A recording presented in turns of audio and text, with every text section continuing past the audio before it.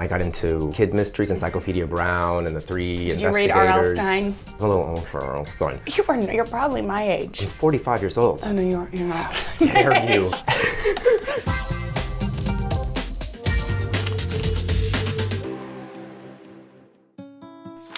You're an author. I can't believe it, yeah. When you hear that you're an author, are you like, pinch me? Yeah. Creating the written word as content was never part of my plan. I was asked if I wanted to do an autobiography, and that seemed premature.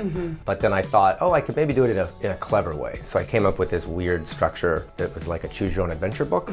So it was called the Choose Your Own Autobiography of Neil Patrick Harris. You were predicting the Netflix Black Mirror thing before Yeah. the Netflix Black Mirror thing happened. Bandersnatch. Yes. So do you remember where you were when you first fell in love with reading? I have had a love affair with the tactile book since I was a child, really. I grew up in a small town in New Mexico, and there was a bookshop there called the Aspen Tree Bookshop, run by a woman named Jane Dio. And she used to hire kids on January 1st, New Year's morning, to do inventory. And I, from that point on, just love the way they feel. I love the way they smell.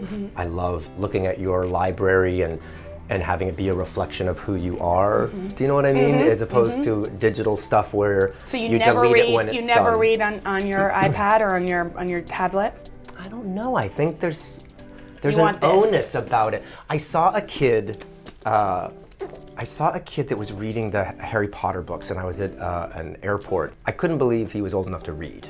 And he was holding book 5, and it was as big as his suitcase practically, this little kid. And he was so proudly walking with this giant book. If he was holding a tablet, you would never have had that same feeling. For sure, he'd have just gotten bored and switched to a game.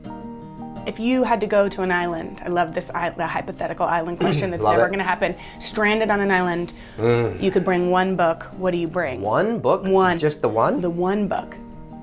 That's such a good question. I'm not super religious, but the Bible seems like a good answer filled with parables. But that seems like an easy answer. Lord of the Rings would probably be a good one because it's got larger reaching things. But I think I would do Paulo Coelho's The Alchemist. It's a smaller book, so I guess you'd have to read it multiple times on said island. But I remember reading that book and stopping throughout and just closing the book and looking up and thinking, wow, that's so profound to me specifically, and I don't know you, Mr. Coelho, and I'm only 19 years old as I'm reading this.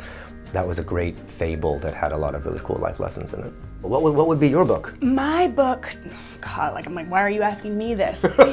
Here we are. I think Little Women, and I know that's Interesting. but it was the first book I really loved, and I've gone back to read it over the years, and it's felt like something different every time. That's cool. Okay, recommend 3 books that you're loving recently. There's a book called S, the letter S. J.J. Abrams helped produce it. That would be my first one. Okay. The second one is one called Magpie Murders by Anthony Horowitz. It's a murder mystery within a murder mystery. I like it. It's great. I like it. I see that you like a little puzzle. You like a little something, and what things... I like playing with structure. Yeah, you do. Yeah. Okay, third. Third book. Right now I'm currently reading, it's called The 7 Deaths of Emily Hardcastle. And it's Is it good? another murder mystery. I've kind of got murder mystery on the brain. Do you have murder mystery on the brain because you're about to write one? Is that what I hear going on? Not write one. Or star I'm very in one? interested in writing a murder mystery movie. That's my thing. I'm into the whodunits. I like it. What do you read to your kids?